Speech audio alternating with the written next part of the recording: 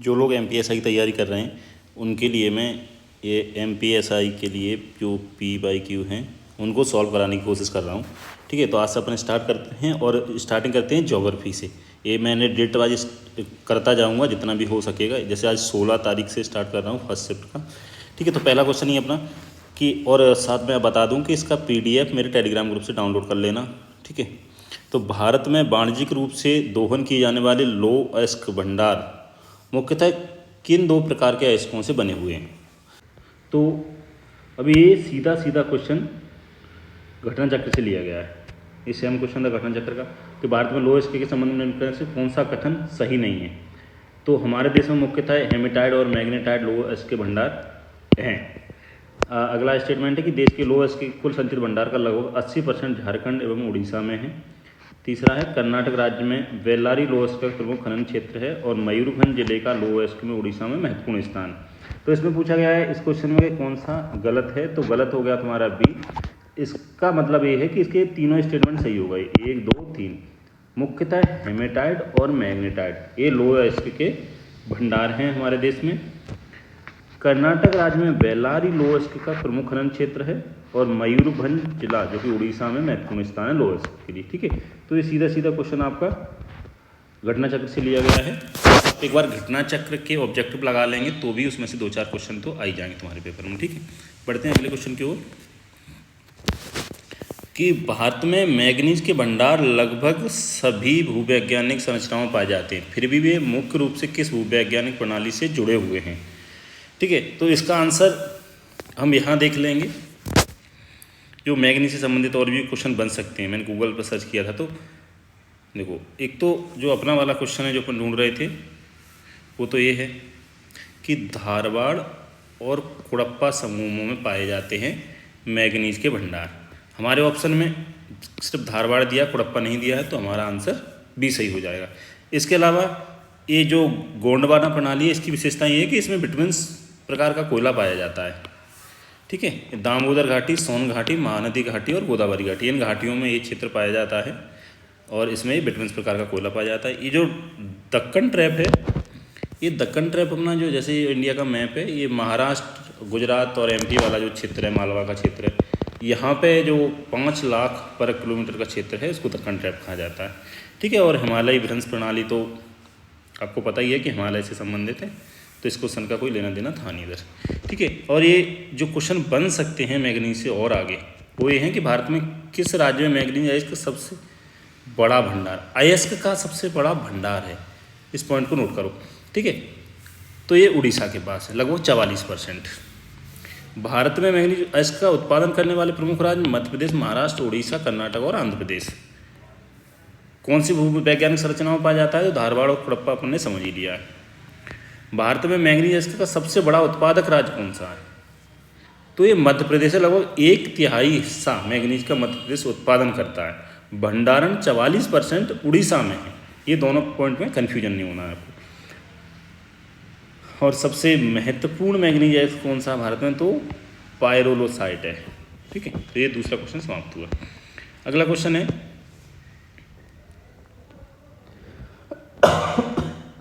कि भारत में निम्नलिखित में से राज्य में कांटेदार वन नहीं पाए जाते हैं। थॉर्न फॉरेस्ट, कांटेदार वन। तो ये भारत का मैप है, यहाँ राजस्थान है। तो कांटेदार वन की जो विशेषता होती हैं वो हैं कि विरल वनस्पति होगी, दूर दूर वन होंगे, कांटेदार पत्तियाँ होंगी, गहरी जड़ें होंगी, क्योंकि उनको वाटर जो है लेवल नीचे रहता है तो वहाँ से उसको पानी प्राप्त करने रहता है। छोटे या ना के बराबर पत्ते होते हैं, क्योंकि जो पत्ते हैं वो कांटों का रूप ले लेते हैं। जल भंडारण मोटे तने का होता है, जैसे कैक्टस टाइप का पौधा, इसमें कांटे होते हैं और मोटा तना होता है। मौसमी पत्ती झड़ना, क्योंकि उनको वाष्पोत्सर्जन रोकना रहता है, और सूखा के अनुकूलन, ये कांटेदार वन की विशेषता होती हैं। ठीक है, तो अपने क्वेश्चन पे आते हैं। तो ये राजस्थान का थार, अब थार के आसपास वाले एरिया में ही कांटे वाले वन होंगे। जैसे थार, जैसे मध्य प्रदेश का मंदसौर, नीमच, भिंड, मुरैना, श्योपुर, ये वाला एरिया, और गुजरात का जो गिर है वो वाला एरिया। तो ये राजस्थान, गुजरात और मध्य प्रदेश तीनों में ही पाए जाएंगे। लेकिन नहीं पाए जाएंगे तो पश्चिम बंगाल, क्योंकि पश्चिम बंगाल इधर आ जाता है, यहाँ पे मैंग्रोव टाइप की वनस्पति पाई जाती है। ठीक है, तो और क्या क्वेश्चन बन सकते हैं कांटेदार वनों से, वो देख लो। ये कांटेदार जंगल क्या होते हैं, तो ये अपन विशेषता देख चुके हैं, वही होते हैं। कहाँ पाए जाते हैं, तो they are mainly founded in north western India, specially in the Thar desert state like Rajasthan, Gujarat, Punjab, Haryana और मध्य प्रदेश। पौधों में कांटे क्यों होते हैं, वाष्पोषण रोकने के लिए। जलवायु किस प्रकार की होती है, देखो जो बारिश है वो 70 सेंटीमीटर से कम होती है, और कम बारिश के कारण पानी की ज़्यादा नीड होती है, तो पत्ते कांटे का रूप ले लेते हैं। कांटेदार जंगलों में आमतौर पर कौन से पौधे पाए जाते हैं, तो यह अकेशिया मतलब बबूल, कैक्टस, खजूर, पाम और खेजड़ी। ये जो राजस्थान का शायद राजकीय वृक्ष भी है खेजड़ी। ठीक है, आगे बढ़ते हैं। ये चौथा क्वेश्चन है, 2019-20 तक भारतीय रेलवे नेटवर्क की कुल अनुमानित लंबाई कितनी है। मुझे नहीं लगता कि आपको किसी किताब में देख के आप याद कर लोगे और सॉल्व कर लोगे ना। इसका आंसर ये 67,956 मैंने गूगल करके आपको टिक कर दिया है, लेकिन ऐसे क्वेश्चन छोड़ना पड़ेगा। अगर आपको माइनस मार्किंग आती है अगर आपके एग्जाम में, तो छोड़ने में ही भलाई है, क्योंकि सारे ऑप्शन एक जैसे ही हैं। हाँ, ऐसे तुक्का लगाया जा सकता है कि हाँ ये अलग दिख रहा है, इसमें एक्यूरेट डेटा है और जो भी है, लेकिन इसको पढ़ा तो कहीं से जा नहीं सकता है ना, क्योंकि 2019-20 का डेटा पूछा है। तो आगे बढ़ते हैं। अगला क्वेश्चन है कि भारत में राष्ट्रीय जलमार्गों के प्रबंधन हेतु 1986 में किस संस्था की स्थापना की गई थी। राष्ट्रीय जलमार्गों के प्रबंधन, तो ये 3-4 संस्थाएं दी गई हैं। भारत का केंद्रीय जल आयोग, inland waterway authority of India, राष्ट्रीय जल परिवहन बोर्ड ऑफ इंडिया, और भारत की नदी नौवहन मंत्रालय। ये तो कुछ भी नहीं करता, ठीक है, नदी नौवहन मंत्रालय, इससे संबंधित कोई ये तो हट ही गया। अब 3 बचे। तो केंद्रीय जल आयोग मैंने ये थोड़ा सा लगा दिया, एक देख लो। एक 1945 में गठन हुआ था केंद्रीय जल आयोग का, और मुख्यालय है दिल्ली में। और इसमें क्या है, कर्तव्य है जल संसाधन के क्षेत्र में भारत का अग्रणी तकनीकी संगठन है। ठीक है, और एक है कि भारतीय अंतर्देशीय जलमार्ग प्राधिकरण, जो कि अपना सेकेंड नंबर है, Indian waterway authority of India. तो इसकी स्थापना हुई थी 27 अक्टूबर 1986 को जहाजरानी और नौवहन के लिए अंतर्देशीय जलमार्गों के विकास और विनियमन हेतु की गई थी। इसका मुख्य कार्य है बंदरगाह, जहाजरानी और जलमार्ग मंत्रालय से प्राप्त अनुदान के माध्यम से जो भी उनके जो मेंटेनेंस और डेवलपमेंट का कार्य होता है वो ये करता है। ठीक है, तो इसका आंसर है inland waterway authority of India. ठीक है, और इससे और क्या क्वेश्चन बन सकते हैं, भारत में राष्ट्रीय जलमार्ग क्या है, तो राष्ट्रीय जलमार्ग हैं आधिकारिक तौर पर घोषित अंतर्देशीय जलमार्ग हैं, जैसे नदियाँ, नहरें, बैक वाटर और छोटी नदी जिन्हें परिवहन और नौवहन के लिए विकसित किया गया है। कितने हैं, तो 2011 का जो एक्ट है भारतीय जलमार्ग अधिनियम 2016 में 111 है इनकी संख्या। सबसे लंबा जो जलमार्ग है वो जलमार्ग संख्या 1 है, गंगा नदी पर, जो कि प्रयागराज से हल्दिया तक है। और जो भारत में राष्ट्रीय जलमार्गों का प्रबंधन कौन सा संगठन करता है, तो भारतीय अंतर्देशीय जलमार्ग प्राधिकरण, जो अपने क्वेश्चन में पूछा गया था।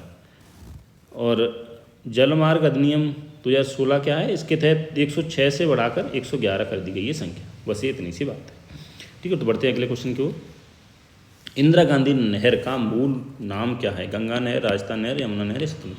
तो ये किसी का फोटो पड़ा हुआ था गूगल पे, तो मैंने ये लगा दिया है। तो इसका पूर्व नाम था राजस्थान नहर। हमारे क्वेश्चन में यही पूछा गया कि मूल नाम क्या था, तो राजस्थान नहर। ठीक, क्वेश्चन तो सॉल्व हो गया।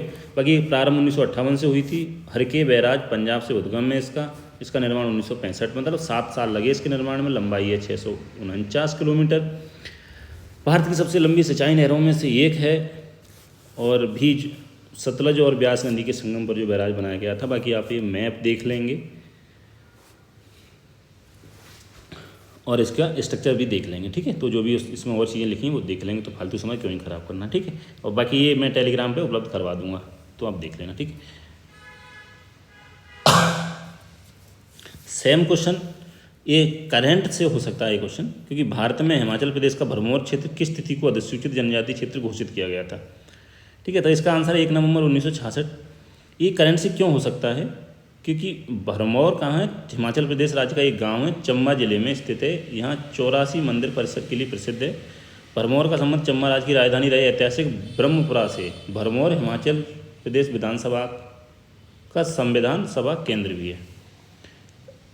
ये कहीं कोई घूमने गया होगा या कोई घटना हो गई होगी जिसके ब्याह पे क्वेश्चन पूछ दिया गया है, तो करंट में शायद इसके तार मिल सकते हैं। बाकी तो ये पॉसिबल नहीं है कि किसी कब अपने देश का कोई एक पर्टिकुलर क्षेत्र उसके बारे में आपको पता हो बहुत सारी जानकारी, तो वो पॉसिबल नहीं हो पाता। ठीक है, अगला क्वेश्चन है कि भारत की कोल कैपिटल ऑफ इंडिया क्या है? तो ये भारत की धनबाद जो झारखंड का है वो कोल कैपिटल ऑफ इंडिया है, तो झारखंड इसका सही आंसर है। और एमपी का जो कोल कैपिटल है वो सिंगरौली है। ठीक है, सिंगरौली। अगला क्वेश्चन है भारत में नर्मदा नदी किन पर्वत श्रेणियों के मध्य बहती है?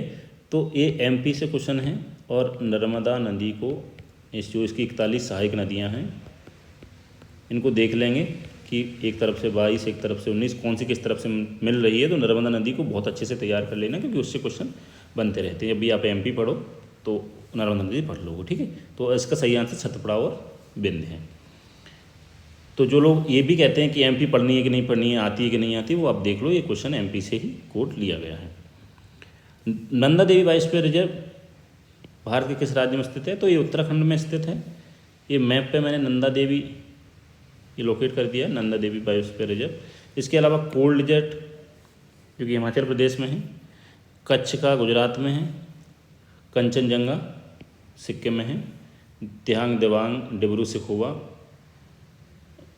सखोवा असम में है और दिहांग दिबांग अरुणाचल प्रदेश में। बाकी और ये पूरा मैप लगा हुआ है तो आप इसको देख लेंगे। ठीक है, तो ये पूरा हो गया है फर्स्ट शिफ्ट का, तो इसको मैं अपलोड कर दे रहा हूँ और ये पीडीएफ में आपको टेलीग्राम पे उपलब्ध करवा दे रहा हूँ। ठीक है, तो आप वहाँ से देख लेना।